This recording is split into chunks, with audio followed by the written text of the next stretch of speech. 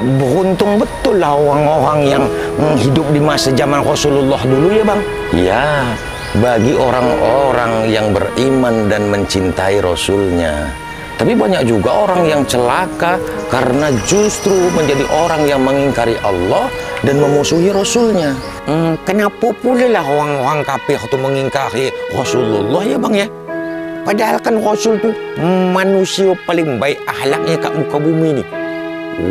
Kalau sampai akulah hidup kat zaman Nabi tu dah berjumpa dengan Rasulullah tu, mestilah aku orang paling dekat sayang dengan Nabi Rasulullah tu bang. Semua itu tidak semudah seperti yang kau bayangkan, Lul. Untuk mempertahankan iman saja di zaman Rasulullah Shallallahu Alaihi Wasallam itu harus mempertahankan nyawa. Bagaimana Bilal bin Rabah harus menerima deraan dijemur di terik matahari dengan ditimpah batu di atas dadanya.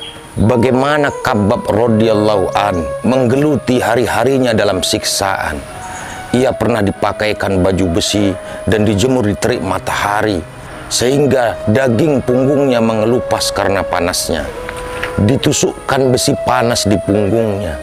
Ia pernah diseret di atas tumpukan bara api yang menyala sehingga lemak dan darah yang mengalir dari punggungnya memadamkan api tersebut. Bagaimana sahabat Ammar bin Yasir setiap hari menerima dera pukulan, disulut api, ditenggelamkan di air, dan banyak lagi penyiksaan lainnya.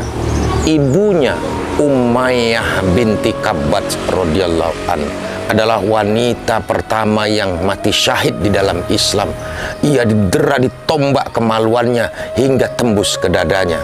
Semua itu mereka rasakan hanya karena untuk mempertahankan iman kepada Allah Subhanahu wa taala dan cintanya kepada baginda Rasulullah sallallahu alaihi wasallam. Itulah makanya Rasulullah sallallahu alaihi wasallam bersabda, sebaik-baik manusia adalah generasiku, yaitu para sahabat, dan generasi setelahnya yaitu para tabi'in, dan generasi setelah mereka yaitu tabi'in. Terus macam mana lah dengan generasi sekarang kita ni ya bang?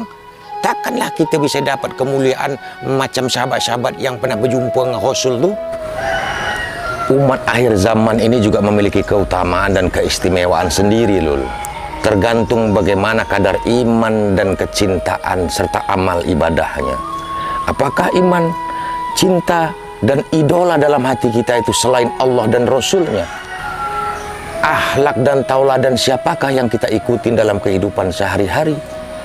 Karena kata Rasulullah SAW, suatu kaum nanti akan dibangkitkan beserta kaum yang mereka ikutkan.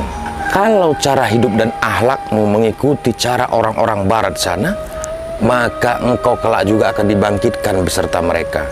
Tapi kalau tauladanmu adalah baginda Rasulullah SAW, maka insya Allah engkau juga akan dibangkitkan beserta golongan orang-orang yang dekat dengan baginda Rasulullah SAW. Rasulullah SAW adalah orang yang teramat mencintai umat ini, Lul. Tidak pernah terlewatkan dalam satu hari pun umat ini dalam pikirannya. Sehingga sampai akhir wafatnya, dari mulut mulia beliau terucap kata ummati, ummati, ummati. Itulah besarnya cinta baginda Rasulullah SAW terhadap umat ini.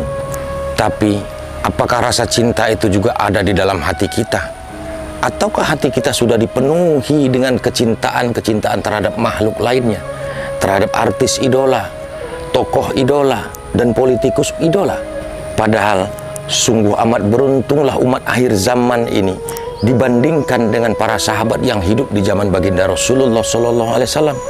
Jika umat saat ini mengikuti dan cinta kepada sunnah-sunnah baginda Rasulullah, karena Rasulullah pernah bersabda, beruntunglah orang-orang yang pernah melihatku dan beriman kepadaku. Tetapi sungguh sangat beruntung kata Rasulullah hingga diulanginya 7 kali, bagi orang-orang yang tidak pernah melihatku tetapi masih beriman kepadaku. Oh, kalau begitu bang, mulai esok aku nak berpakaian macam mana pakaian Nabi dan pakaian sahabat Rasulullah tu bang.